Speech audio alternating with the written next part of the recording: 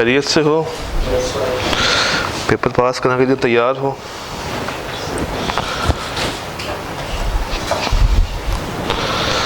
थोड़ा सा इंट्रोडक्शन कर लेते हैं।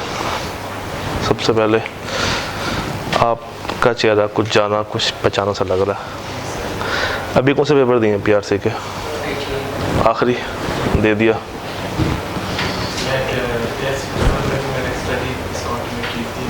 वापस आए हो, ठीक है। अभी कोई पेपर पास एएफसी के बाद कुछ हुआ? अच्छा, तो उसमें क्या रिजल्ट आया था? नहीं क्लियर हुआ, कोई बात नहीं जी सर। लास्ट 2 दे दिए हैं, तो कैसे हुए हैं?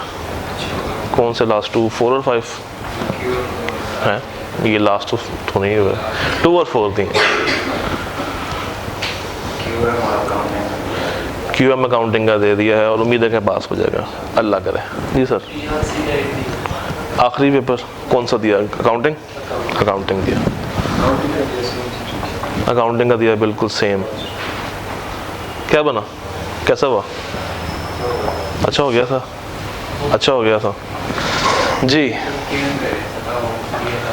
क्यूएम का दिया अभी आया, आईटी को दिया। कैसा हुआ?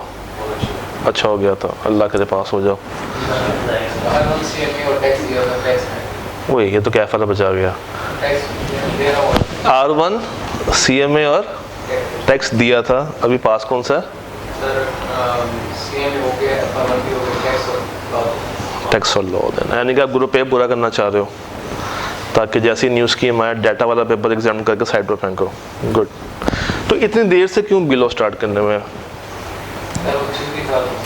छुट्टी था आपने कहा आखिरी 2 महीनों में ज़रा इजीली समझ आ जाएगा। नहीं ठीक है, अच्छी बात है, हर बच्चे की अपनी प्रेफरेंस है। जी मिस। क्यूएम अकाउंटिंग और इको का आपने दिया है और तीनों में अच्छी उम्मीद है, बेहतरीन हो गया। अच्छा जी, जैसा कि आपको पता है कि बिजनेस लॉ की ये बेचारी फेयरवेल अटेम्प्ट है। ये पेपर अगर तो न्यू स्कीम हमारे पास आ गई तो ये अलविदाई पेपर बन जाएगा और इसकी जगह पे एक पेपर रिप्लेस करेगा, उसका नाम होगा बिजनेस लॉ डायनामिक्स, जिसमें 50% पेपर बिजनेस लॉ का होगा और 50% पेपर होगा कंपनी लॉ का। हाँ बिल्कुल, आपके ज़माने में ऐसा हुआ करता था। सन 2022 से पहले ICAP ने ऐसे ही इस 2 पेपर्स को मर्ज किया हुआ था और फिर 22 गुजरा, 23 गुजरा, 24 गुजर रहा है और हर 3 साल के बाद ICAP इसको यहाँ तो अलग कर देता है, यहाँ जोड़ देता। तो जो सबसे आसान पेपर है ना, जिस पे छुरी चलती है ICAP की, वो ये पेपर है। ICAP में कहो ना बोलो पेपर्स बढ़ाने हैं, कोई बात नहीं, 1 को 2 कर देते हैं, कम करने हैं, कोई बात नहीं, 2 को 1 कर देते हैं। तो ये पेपर अब अलविदाई मोड में दाखिल हो चुका है और इंशाल्लाह आप जो है वो इसको पास करेंगे ताकि जब आप आगे जाएं न्यू स्कीम के बाद तो आपको जो 50 मार्क्स वाला पोर्शन है सी लॉ का, बस वही अटेम्प्ट करना होगा और आप उस 50 मार्क्स में से 25 नंबर लेके पूरा पेपर पास कर सकते हैं। सो ये एक अच्छी डील है जो कि होनी चाहिए। अच्छा जी, क्या जानते हैं इस पेपर के बारे में अभी तक आप लोग? आपकी क्या इस पेपर के बारे में नो हाउ है? ये पेपर क्या है, कैसे है, मुश्किल है, आसान है, थ्योरी है, न्यूमेरिकल है, इसके बारे में क्या राय है आपकी? थ्योरी बेस्ड है, सुना है इजी है, आसान है, ठीक है।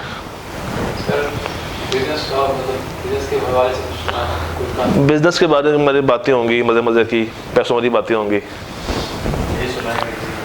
इजी है।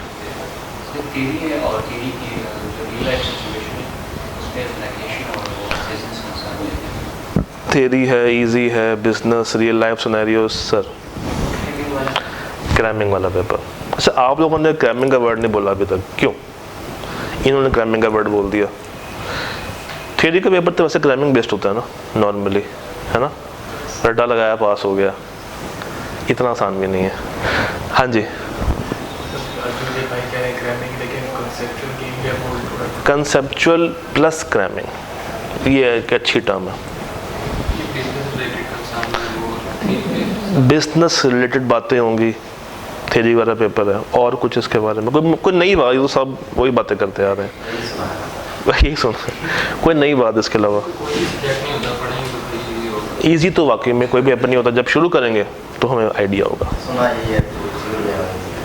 सुना ही किसने सुना जी? थ्योरी है, इजी है सर। लॉ को चेंज नहीं कर सकते तो हमें क्राइम करना पड़ेगा।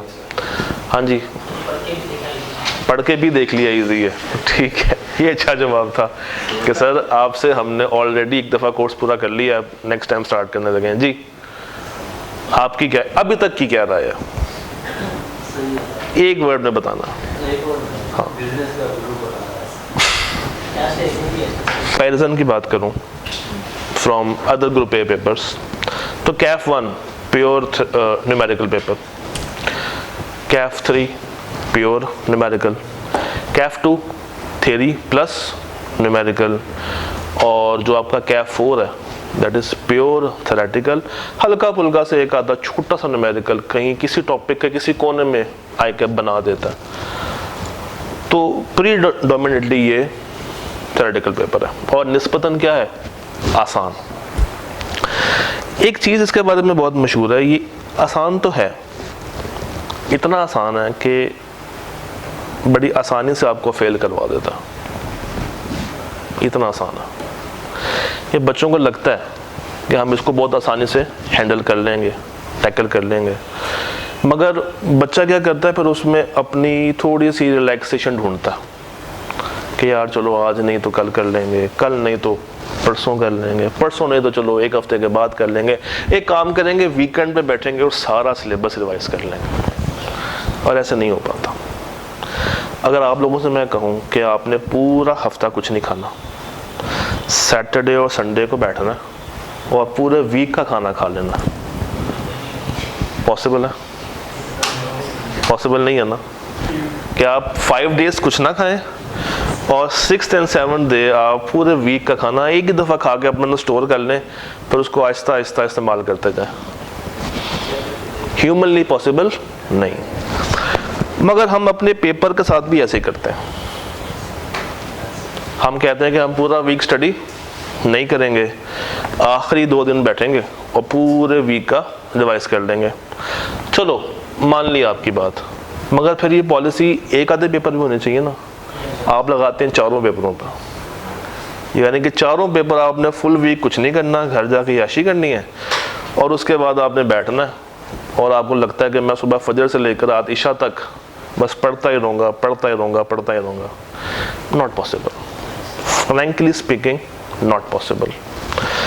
अगर आपने इस पेपर को पास करना है तो आपने जस्ट एक काम करना है, सिर्फ एक काम, डेली का काम रिवाइज करना, डेली का काम रिवाइज करना। और इतना टाइम नहीं लगेगा आपको रिवाइज करने में, क्योंकि हम मोस्टली चीज़ें क्लास में कवर करके जा रहे होंगे। अगर हमारी 1 घंटे की क्लास है ना, तो lecture time would not be more than half hour, यानी कि 40 मिनट्स तक हम मैक्सिमम पढ़ेंगे, और 15 से 20 मिनट ऑन डेली बेसिस हमारी कोशिश होगी कि हम लिखने के ऊपर प्रैक्टिस करें। किस पे प्रैक्टिस करें? लिखने में प्रैक्टिस करें, क्योंकि थ्योरी का पेपर सिर्फ याद करके पास नहीं होता, आपने एग्जाम में उसको कागज़ पे लिखना होता है, कागज़ पे उतारना होता है। जब तक आपको लिखना नहीं आता, जब तक आपको सेंटेंस बनाना नहीं आ रहा, सवाल को शुरू करना नहीं आ रहा, आप जितना मर्जी रट्टा लगा लें, पेपर पास नहीं होगा। तो वन थिंग फॉर श्योर कि अगर आपने इस पेपर में कामयाबी हासिल करनी है तो आपने घर जाके सिर्फ उसको क्या करना है, एक दफ़ा रिवाइज करना है, और हम कोशिश करेंगे कि जितनी मैक्सिमम तैयारी करनी है हम क्लास के इस 1 घंटे में कर लें। ये हमारी कोशिश होगी इंशाल्लाह, ताकि जब आप इस क्लास से बाहर जाएं और अपने हॉस्टल को या घर को जा रहे हो तो आपको बी लॉग की टेंशन ना हो। आपको टेंशन हो किसकी? R1 की। टेंशन किसकी हो?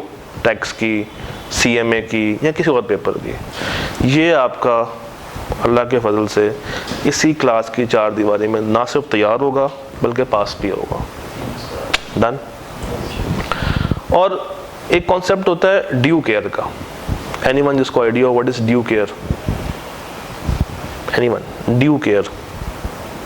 नहीं, कोई आइडिया नहीं, चलो कोई बात नहीं। ड्यू केयर कहते हैं जो जितनी अहमियत रखता है उसको उतनी केयर दो, जो जितनी अहमियत रखता है उसको उतनी केयर मिलनी चाहिए। मान के चलते हैं कि आप इकोनॉमिक्स का एक चैप्टर कर रहे हैं पीआरसी में, फर्ज करें चैप्टर 4 कर रहे हैं। कौन सा था वाला चैप्टर 4? मोनोपोली वाला। और उसमें क्या क्या था चैप्टर 4 में? अभी तो बात किया, आप लोगों ने भूल भी गए हैं। चैप्टर 4 में क्या क्या था इकोनॉमिक्स में? प्रोडक्शन, कॉस्ट, रेवेन्यू, उसके बाद prefer competition, monopoly, monopolistic, oligopoly. एक लेंथी चैप्टर है, तो उसको कितना टाइम देना चाहिए तैयार करने के लिए? 3 दिन, 4 दिन, 1 हफ्ता तो उस पर लगाने चाहिए। वर्सेस एक ऐसा चैप्टर हो जो कि बहुत ही आसान हो, जैसे अनएम्प्लॉयमेंट, उस पर भी क्या मुझे 1 वीक लगाना चाहिए? नहीं, कम टाइम लगाना चाहिए ना। तो कोशिश आपने करनी है ना सिर्फ इस पेपर में बल्कि हर पेपर में ड्यू केयर को साथ अप्लाई किया करें कि जो चीज़ आईकैप के पर्सपेक्टिव से इम्पोर्टेंट है हम उसको ज़्यादा टाइम दें, और जो चीज़ आईकैप के पर्सपेक्टिव से लेस इम्पोर्टेंट है उसको कम टाइम में भी तैयार किया जा सकता है। तो डायरेक्शन बनानी है अपनी। क्या बनानी है? डायरेक्शन बनानी है। आप जितनी मर्जी एफर्ट करते रहें, अगर वो एफर्ट डायरेक्शन लेस होगी तो क्या उसका फायदा होगा? नहीं होगा। तो एफर्ट करनी है एंड सही डायरेक्शन में एफर्ट करनी, ताकि हम ना सिर्फ पेपर पास करें बल्कि कोशिश करके इसमें सर्टिफिकेट लेकर आए, मेरिट सर्टिफिकेट लेकर आए। और आप लोग लेकर आ सकते हैं, हर बच्चे में वो कैपेबिलिटी होती है, बस उसने 2 काम करने होते हैं। कंसिस्टेंसी के साथ क्लास को फोकस्ड माइंडसेट के साथ परसीव करना होता है और पेपर की प्रेजेंटेशन अच्छी बनानी होती है। गोल्ड मेडल में और मेरिट में क्या फ़र्क है? पहला फ़र्क तो ये है कि गोल्ड मेडल जो है वो कुछ पेपर्स में ग्रुप बी में मिलता है, कैफ 5 रिपोर्टिंग और कैफ 8 ऑडिट। इसके अलावा जो बाकी पेपर्स हैं उसमें आपको मेरिट मिलता है, जो कि हाईएस्ट परफॉर्मर्स को मिलता है। जितने आपने पेपर दिए हैं वो सारे पेपर पास होने चाहिए, पर जिस पेपर में आप मेरिट के लिए जा रहे हैं बाकियों में से उसमें ज़्यादा नंबर होने चाहिए। तो ये क्राइटेरिया है।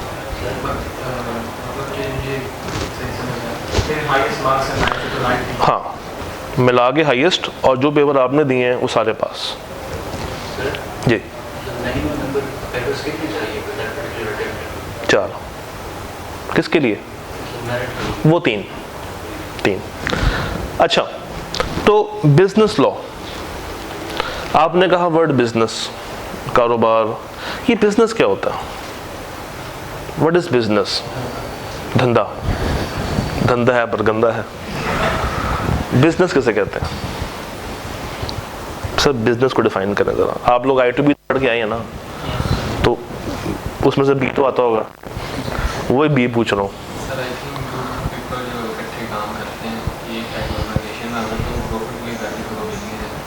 और अगर प्रॉफिट के लिए नहीं कर रहे तो वो नॉट फॉर प्रॉफिट या NGOs में चला जाएगी चीज़। ठीक है, अच्छी बात की उन्होंने कि बिजनेस लॉ में वर्ड बिजनेस ये शो करता है कि आप जो भी काम कर रहे हैं that should be for the purpose of profit.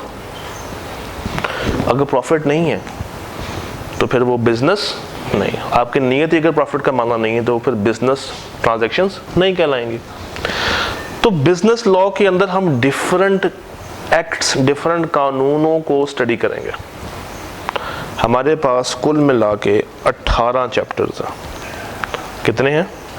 18 chapters हैं। और आईकैप ने इन 18 चैप्टर्स को इन 4 ग्रेड्स में डिवाइड करके रखा। पहली ग्रेड कौन सी है? Introduction to legal system. इसमें एक चैप्टर है, चैप्टर नंबर 1, और वहां से फॉर श्योर 5 से 8 नंबर का पेपर है, मस्ट। मिनिमम 5 और मैक्सिमम 8। फिर एक मेरे पास ग्रेड बी है और एक ग्रेड सी है। दोनों में देखें कोई कॉमन नाम आपको नजर आ रहा होगा। क्या कॉमन नाम नजर आ रहा है? कॉन्ट्रैक्ट एक्ट नजर आ रहा होगा। ये सबसे हिंदी में कहते हैं महत्वपूर्ण, इंपॉर्टेंट। ये सबसे इंपॉर्टेंट फेज है इस पेपर का, क्योंकि इसमें 50 नंबर छुपे हैं। फॉर श्योर 50, मिनिमम 50 नंबर से पेपर जो आना है that would be from contract act. Minimum how many marks? 50 marks. और इसमें जो चैप्टर्स हैं वो 9 चैप्टर्स हैं। चैप्टर 2 से कहानी शुरू होगी और कहाँ तक जाएगी? चैप्टर नंबर 10 तक। और नीचे आ जाएं, अदर बिजनेस लॉस। तो 50 यहाँ पे चलें, अज्यूम कर लेते हैं 55 नंबर का पेपर यहाँ से आ गया, 5 का यहाँ से आ गया, तो कितने हो गए? 60।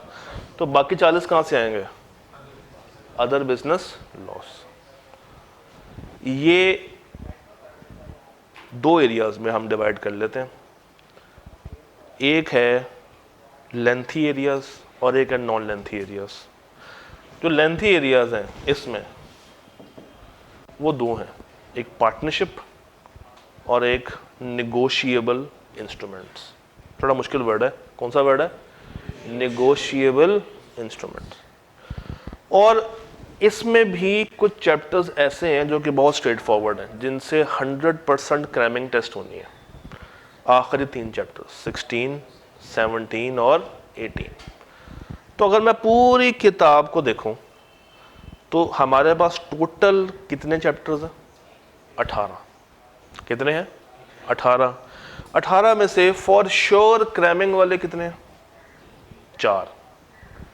एक यहां से और 3 यहां से, तो कितने हो गए? 4। बाकी कितने बच गए? 14।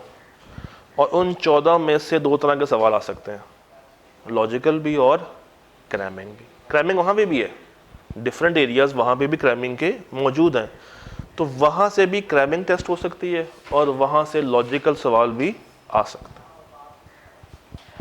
तो जब भी आपने कुछ चैप्टर शुरू करना है तो शुरू करने से पहले आपको पता होना चाहिए कि इस चैप्टर की थीम क्या है। यहाँ से लॉजिकल सवाल ने आना है या यहाँ से क्रैमिंग ने आना, ताकि उसको प्रिपेयर ही उस तरीके से किया जा सके। ठीक, अब जरा बारी बारी देखते हैं। ग्रेड ए में कितना चैप्टर है? 1। चैप्टर नंबर 1 और कितने मार्क्स का? 5 से 8। और ये क्रैमिंग बेस्ड चैप्टर है।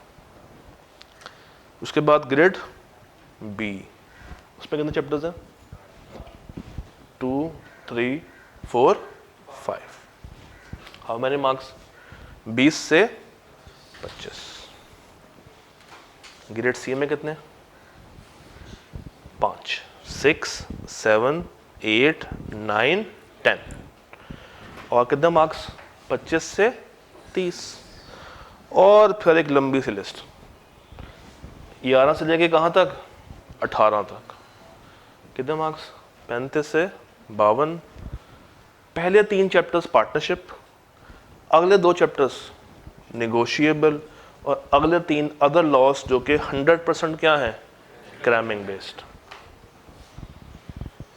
अब एक ज़हन में सवाल आता है कि सर ये जो आप बार बार ग्रेड्स के बारे में बात कर रहे हैं, क्या आई क्या फॉलो करता है? क्या ख्याल है, करता होगा? करता है फॉलो, करता है फॉलो, करता है फॉलो, करता। कैसे करता है? ये देखें, ये एक पास्ट पेपर एनालिसिस है स्टार्टिंग फ्रॉम 2022। अच्छा, यहाँ से क्यों होगा भला? यहाँ से क्यों किया मैंने? 2022 से ही क्यों स्टार्ट किया मैंने? क्योंकि यहाँ पे स्कीम बदली थी और यहाँ पे ये पेपर क्या हो गया था? अलग हो गया था। तो स्प्रिंग 22 से शुरू और स्प्रिंग 25 तक आपकी अटेम्प्ट कौन सी बनेगी? ऑटम 2025। तो देखें, आई क्या आपने कहा हुआ है कि ग्रेड ए में कितने चैप्टर्स हैं? 1, कितने नंबर आ सकते हैं? 5 से 8, 6 7 6 6 5 5 6। फॉर श्योर हर अटेम्प्ट में एक सवाल है, कभी 6 नंबर, कभी 7 और कभी 5। तो उसने क्या रेशो दी हुई है? 5 से 8। क्या उस ब्लॉक के बीच बीच में है? और on average 6 number. Grade B में आ जाते हैं। 20 से 25, 23, 24, 25, 20.5, 25, 25 और 21, और ऑन एवरेज 24। On average 24। ये 20.5 क्यों है? ये 0.5 कैसे आया होगा? एमसीक्यूज। कुछ एमसीक्यूज 1.5 मार्क्स के होते हैं, तो जिसकी वजह से ये 20.5 हो चुका है। नीचे आ जाए, ग्रेड सी। आईकैप ने क्या कहा? 25 से 30, 31, 31, 29.5, 29.5, 26, 27.5 और 31, प्लस माइनस 5% होता रहता, कभी 5 ऊपर कभी 5 नीचे। ऑन एवरेज पूरा का पूरा 30। इन दोनों को ऐड करें, 30 और 24 को 54, और 6 नंबर ये ऐड करें 60। तो 60 मार्क्स का पेपर कहाँ छुपा है? चैप्टर 1 से लेके चैप्टर नंबर 10 तक। ये 60 मार्क्स है, 60 नंबर। और अगले 11 से 18 में कितने चैप्टर्स हैं? 8, और नंबर कितने हैं? 40। और पर चैप्टर कितने नंबर हैं? सिंपल डिवाइड कर लें, 40/8, 5 मार्क्स पर चैप्टर। तो खैर, पार्टनरशिप में 3 चैप्टर्स, नेगोशिएबल में 2 चैप्टर्स, और अदर लॉज में मजीद 3 चैप्टर्स।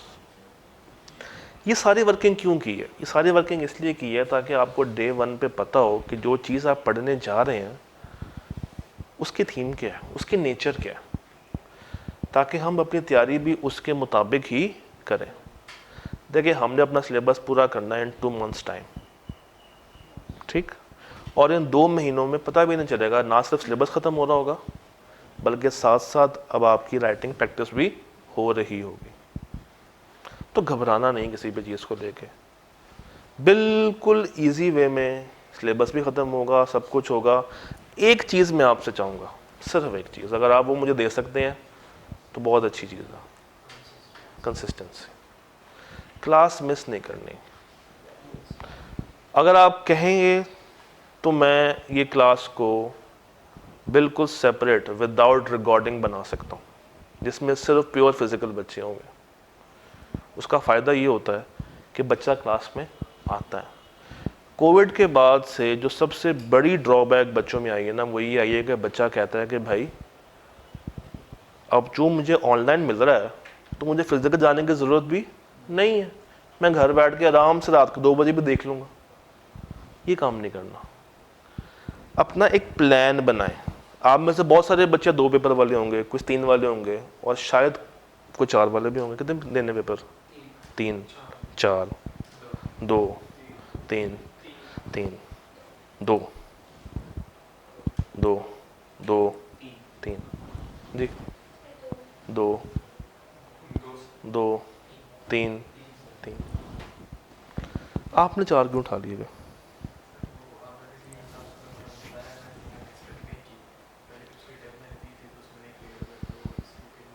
आप कम बैक कर रहे हो, मेरा ख्याल से आपको 3 से ज़्यादा नहीं जाने चाहिए, मगर फिर भी अगर आपको लगता है you are comfortable with 4 then it's okay.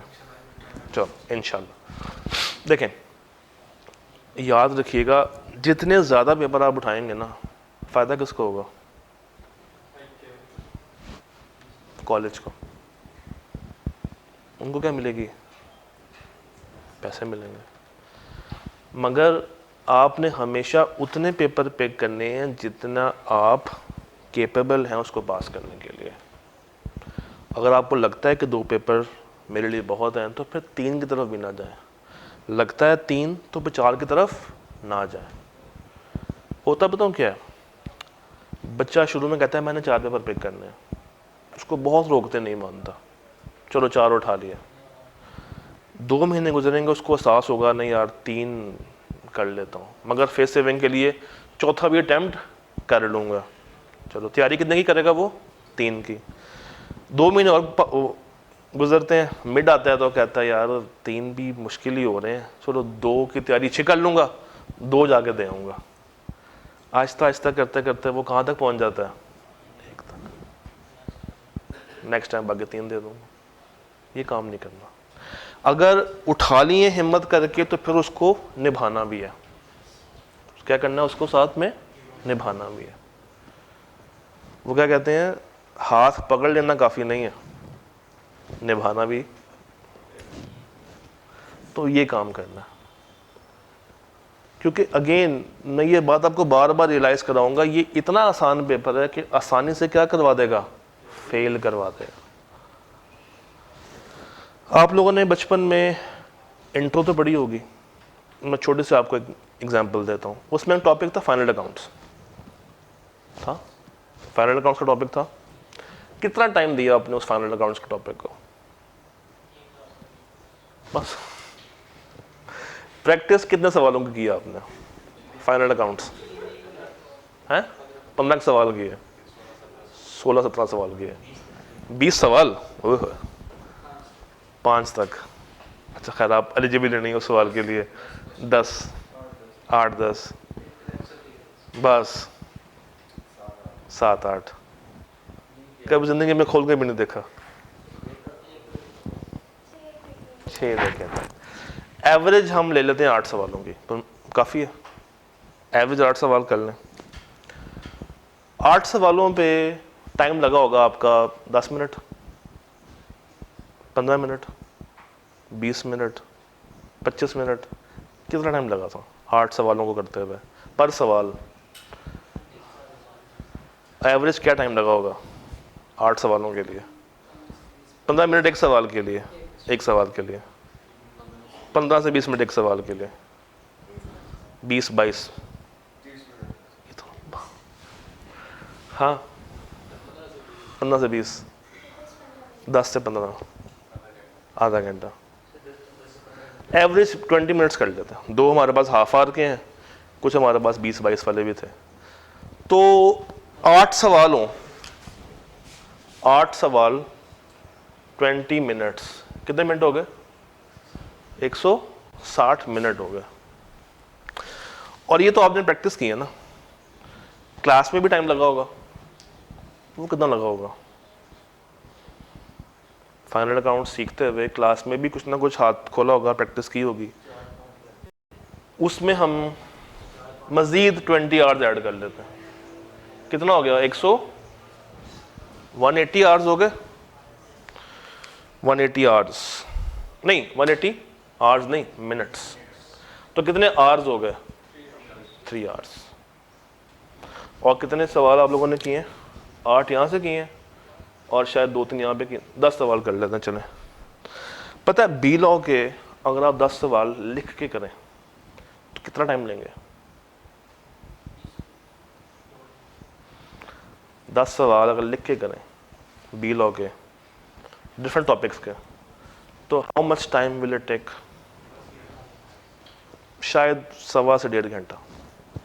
इसका हाफ, इसका हाफ। और इतने टाइम में आप बी लॉ के इससे डबल सवालों को अटेम्प्ट कर सकते हैं।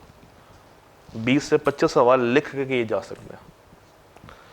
मसला बताऊं किधर आता है? बच्चा कहता है न्यूमेरिकल में तो मैं टाइम लगाऊंगा। क्यों? उसको मज़ा आ रहा होता, प्रैक्टिस हो रही होती है, नंबर से नंबर्स मैच कर रहे होते हैं, फिगर्स देख रहा होता है। ये आप लोग भी करेंगे जब आप R1 या CA में जिन्होंने पिक किया है, जब आप वो पेपर अटेम्प्ट करेंगे ना, तो आप इस बेचारे मजलूम पेपर को भूल जाएंगे। क्यों? वो आपको ज़्यादा मोटिवेट करेगा। मगर क्या हम कैफ विदाउट बी लॉ पास कर सकते हैं? क्या 7 पेपर्स पास हो गए, हमने कहा बी लॉ पास नहीं हुआ, कोई बात नहीं, आई कैफ हमें कैफ का सर्टिफिकेट दे देगा? ऐसा पॉसिबल है? नहीं है। तो इस पेपर को भी उतना टाइम देना चाहिए जितना टाइम किसको दे रहे हैं? बाकियों को दे रहे हैं। चलो उतना ना भी दें, उसका 2/3 दे दें। कितना? 2/3 दे दें। तो ये पेपर कुछ नहीं कहेगा। जब उसको बिल्कुल ही छोड़ देंगे तो फिर ये तंग भी करना शुरू हो जाता। तो आज एक तो मेरे से वादा करें, नियत करें बल्कि, कि आप कंसिस्टेंट रहेंगे कंसिस्टेंट, नियत करनी, दिल पे हाथ रखे करें कंसिस्टेंट, ऐसा नहीं मजा आएगा। दिल पे हाथ रखें, दिल पे हाथ रखें, दिल पे हाथ रखें। आप कंसिस्टेंट रहेंगे, बोलें कि मैं कंसिस्टेंट रहूँगा, मैं कंसिस्टेंट रहूँगा, एक दफ़ा और, मैं कंसिस्टेंट रहूँगा, रहूँगी भी।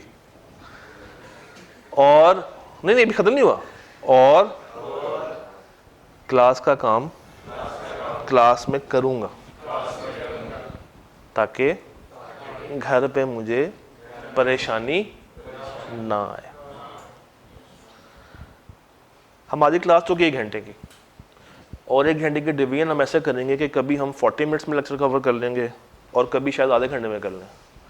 रिमेनिंग टाइम में हमने मिनिमम 1 मैक्सिमम 2 या कभी कभी 3 सवाल तक भी जा सकते हैं, जो कि हम क्लास में अटेम्प्ट कर रहे होंगे। अच्छा, पेपर पैटर्न क्या है कि 100 नंबर का पेपर, इसकी डिवीजन है 85 to 15। 15 मार्क्स का क्या है, वो जिसमें आप माहिर हैं, किसमें भला, MCQs में। मगर एक मसला है, PRC में ये था ना, फलां की असाइनमेंट पकड़ लो, इसकी पकड़ लो, उसकी पकड़ लो, उसके पकड़ लो, खिचड़ी सी बना लो, कुछ ना कुछ तो आ ही जाता। यहाँ ऐसा नहीं, यहाँ ऐसा नहीं। हम अपनी क्लास में इनके ऊपर भी अच्छा खासा काम करेंगे। हर टेस्ट में आपको 5 MCQs मिलेंगे, जिससे आपकी तैयारी अच्छी हो जाएगी ऑटोमेटिकली। और 85 की मज़ीद डिवीजन है, 60% लॉजिकल एंड 40% क्रैमिंग। तो 85 का 60% क्या होगा, ये मेरे सामने काउंटर्स बैठे हैं। 85 का 60% QM पास है ना, या दी होगी तो इतनी तो मैथ आती होगी। 85 का 60%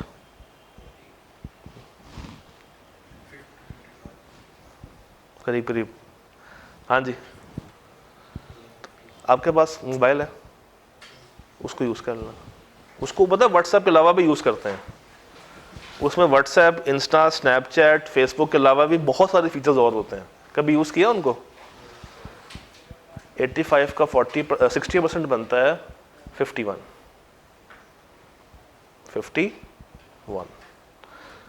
और 51 is basically half of your paper. तो half of your paper will be from logical questions. Half of your paper will be from logical questions. अब अगर मैं पेपर पैटर्न आपको दूं, तो question number 1 will be your MCQs. Question number 2 will be from chapter 1, ये for sure है। और ये होगा हमारा कौन सा सवाल, क्रैमिंग वाला सवाल। देन क्वेश्चन नंबर 3 से लेके क्वेश्चन नंबर 10 या 11 तक ICAP टेस्ट करता है, और इसमें लॉजिकल सवाल भी होंगे और कुछ क्रैमिंग बेस्ड सवाल भी होंगे। लॉजिकल की रेशो 85 का 60% ये बन जाती है 50, और क्रैमिंग की कितनी बनेगी, 85 का 40, 34। और इसी तरह MCQs भी ऐसे ही डिवाइडेड है, 60% और 40%। तो 15 का 60% क्या होगा, 15 का 60%, अकाउंटेंट्स बैठे हैं मेरे सामने, 15 6 are 9, तो 9, और यहाँ पे कितना आ जाएगा, 6। अब ऐड कर लें, 51 + 9 कितना होता है, और 34 + 6 कितना होता है, 40। तो 9 ऐसे MCQs होंगे जिसमें केस स्टडीज होंगे, और 6 के करीब ऐसे MCQs होंगे जिनमें क्रैमिंग टेस्ट हो रही होगी। इसी तरह 85 में से 51 का पेपर कितना होगा, लॉजिकल, और 34 का कितना होगा क्रैमिंग। एक और मजे की बात बताता हूँ, थोड़ा सा पीछे आते हैं। हमने भी क्या कहा था, हमने कहा था कि 4 चैप्टर्स ऐसे हैं जहां से फॉर श्योर क्रैमिंग आनी है। 4 कौन से थे? ऐड कर लें, 6 + 5 + 2 + 5 करें ऐड। 6 + 5 + 2 + 5 ऑन एवरेज 6 + 5 + 2 + 5 कितने बनते हैं? 18। हमें अभी यहाँ पे बैठे बैठे पता है कि 18 से 20 नंबर का पेपर आउट ऑफ ये 34 कहाँ से आना है? Chapter 1, 16, 17 and 18। अभी आज बैठे हुए बताओ, फॉर श्योर आना। इसका मतलब है कि जब मुझे पेपर में जाना है, तो ये 4 चैप्टरों के सवाल मेरी आंखों के सामने आएंगे और उनको मैंने पहले आधे पौने घंटे में करके साइड पे करना, अगर पेपर पास करना है तो। अगर क्या करना है? पेपर पास करना। तो मैं आपको साथ साथ टिप्स भी बता रहा हूँ कि how to pass business law. तो अपनी अप्रोच डेवलप करनी, ये वही पॉइंट है कि डायरेक्शन के साथ चलना। हमारी कहानी शुरू होगी चैप्टर 2 से। हम सबसे पहले कवर करेंगे कल से ऑनवर्ड्स हमारा कॉन्ट्रैक्ट एक्ट। जैसे ये कवर हो जाएगा, हम आहिस्ता आहिस्ता इनमें दाखिल होंगे। कभी 16, उसके बाद पार्टनरशिप, फिर एक क्रैमिंग वाला, फिर कोई टॉपिक, फिर कोई क्रैमिंग वाला, ताकि आप बोर ना हो और क्रैमिंग साथ साथ चलती रहे लॉजिक के साथ। तो सारी लॉजिक भी इकट्ठी नहीं करनी ताकि क्रैमिंग के लिए टाइम ना बचे, और सारी क्रैमिंग भी इकट्ठी नहीं करनी ताकि लॉजिक के लिए टाइम ना बचे। 50 नंबर हासिल करने हैं। कितने हासिल करने हैं? 50। और उन 50 में से सबसे आसान नंबर कौन से हैं? ये 34 नंबर। यहां पे मुझे आपसे चाहिए एक्यूरेसी। कितनी? तकरीबन 80% की एक्यूरेसी चाहिए। यानी कि 34 में से 80% पेपर आपका सही होना चाहिए। याद रखिएगा, बिजनेस लॉ का पेपर लॉजिकल सवाल पास नहीं करवाएंगे। कौन पास करवा रहा होगा? ये क्रैमिंग पास करवाती है। लॉजिक आपको हेल्प करेगी। यहां पे एक्यूरेसी 60% भी हो तो इनफ है, मगर यहां पे कितनी होनी चाहिए? 80%। कर लें 60 का 60% लें, 60 का 60%, यानी कि लॉजिक का 60% लें। 6 6 36। हाँ, किन से पूछ लेता हूँ। और 40 का 80% लें, 32, 68। यहाँ तक आप बड़ी आसानी से जा सकते हैं। और मेरिट के लिए बताओ कितने मार्क्स दूर हैं? 12। 68 आ गए ना, 12 नंबर और चाहिए मेरिट के लिए। तो ये चीज़ों को समझें। डे 1 पे मैं चैप्टर भी स्टार्ट कर सकता था, मगर द पॉइंट इज कि आपको पहले बताना है कि हम शुरू क्या करने जा रहे हैं, हमारा उसमें थीम क्या होगा, कवरेज कैसी होगी, लॉजिकल एरियाज कौन से हैं, क्रैमिंग वाले एरियाज कौन से हैं, पेपर का स्टाइल क्या है, पेपर का पैटर्न क्या है। अब एक सवाल जो कॉमनली बच्चों के माइंड में आता है, सर किताब कौन सी यूज़ करें? आपके पास 2 ऑप्शन हैं, जिसमें से ऑप्शन 1 ही वैलिड है, मगर ऑप्शंस कितनी हैं? 2। फर्स्ट ऑप्शन इज़ कि आप ICAP की बुक को सिर्फ रीड ओनली पे रखें, वो भी अगर आपका दिल करे तो। उस किताब को पकड़ के जज्बाती नहीं हो जाना, क्योंकि उस किताब में उसने एग्जाम्पल्स को साथ साथ जोड़ के रखा हुआ, यानी कि टॉपिक के बीच में एग्जाम्पल आती है, बीच में सवाल आते हैं, टॉपिक कहीं चल रहा होता है, एग्जाम्पल कहीं से आ जाती है, मिक्स है काम। आपने किताब फॉलो करनी है बिजनेस लॉ मेड इजी। कौन सी फॉलो करनी है?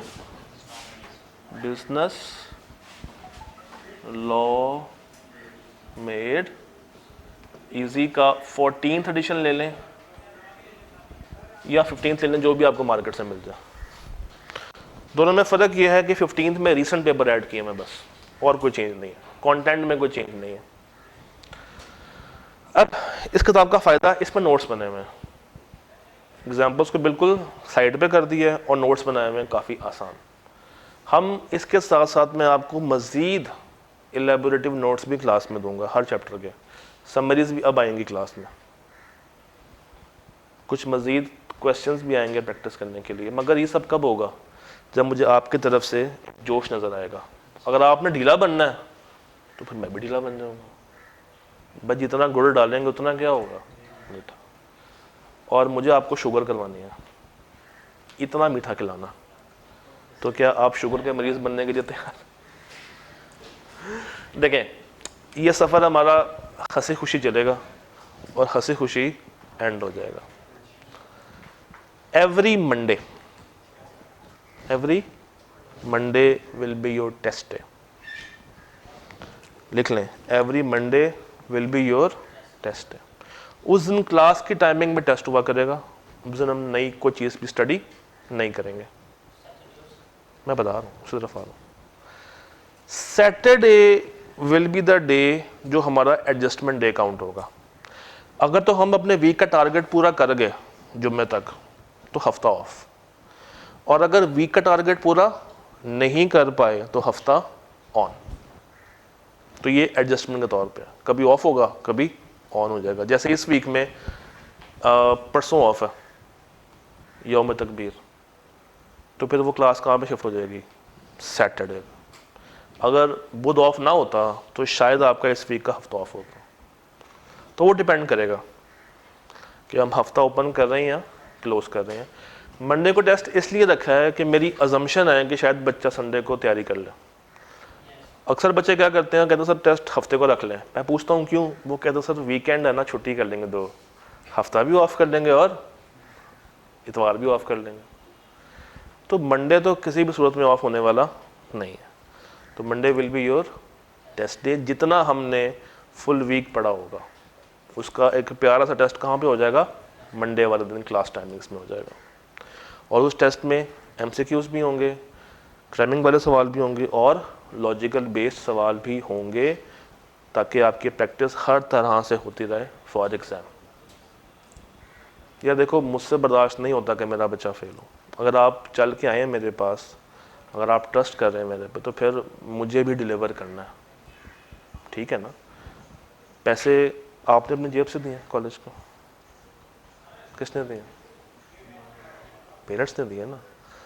तो अपने लिए ना सही, मेरे लिए ना सही, उनके लिए पास होना, ताकि उनके पैसे हलाल हो जाए। डन? ये नंबर नोट कर लें। अगर आपको कभी कोई भी सवाल हो, कोई कन्फ्यूजन हो, तो आप मुझे डायरेक्टली इस नंबर पे रीच आउट कर सकते हैं। और ये नंबर कभी भी ऐसा नहीं है कि आपको आंसर ना दें। अब रात के 4 बजे भी मैसेज करेंगे, अगर मैं जाग रहा हुआ तो आपको जवाब आ जाएगा। तो ऐसा नहीं है कि आपने मैसेज किया और फिर आप भी भूल गए, मैं भी भूल गया कि मैंने आंसर करना। ये आपको रिप्लाई इसका हर वक्त मिल जाएगा। डन है? यहाँ तक ओके? अच्छा, फिजिकली जो बच्चा मंडे वाले दिन छुट्टी करेगा, अब टेस्ट ना देने पे 100 रुपये का फ़ाइन है और दे के फेल करने पे 200 रुपये का फ़ाइन है। तो वह फैसला कर लें कि आपने नहीं देना है या दे के फेल करना। आप ये भी कर सकते हैं कि आप मुझे सारे पैसे एडवांस में जमा करा दें और छुट्टी करते ना। तो टेस्ट देना है। और फ़ाइन ये नहीं कि मैं अपने लिए इस्तेमाल करूँगा, फ़ाइन भी आप लोगों पे इस्तेमाल होगा। गवर्नमेंट का जो पैसा टैक्स में आता है वो किस पर लगता है? आवाम पे लगता है। तो मेरी आवाम कौन है? आप लोग। तो वो सारा पैसा आप पे इस्तेमाल होगा। हाँ, आप इतना पैसा मुझे दे दें कि हम सेशन के बाद हाई टी कर रहे हों, तो क्या ये बात है ना? So best of luck. इंशाल्लाह कल हमने शुरू करना है हमारा chapter number 2, chapter number which is offer, acceptance and revocation. Done. कल मुलाकात करते हैं। आपने अपने साथ एक अदद रजिस्टर, पेन साथ हमेशा रखना, बेशक इतना मोटा ना हो, बारीक सा हो जाए, ताकि जो भी चीज़ें नोट करनी हो हम साथ साथ नोट करते रहें। जी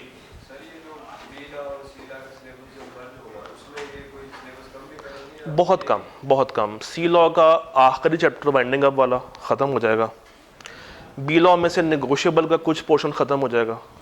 ये जो अदर लॉज हैं, ये 16, 17, 18, इसमें से एक आधा ख़त्म हो जाएगा। आप समझ लो कि 80% सिलेबस सेम है दोनों का, तो वो ज़्यादा हो जाएगा। वो 100 नंबर के लिए 160% का सिलेबस हो जाएगा। तो अभी पास कर लो, ज़्यादा आसान है। हाँ जी, एक और सवाल यहाँ से भी था। दोनों चीज़ें हैं।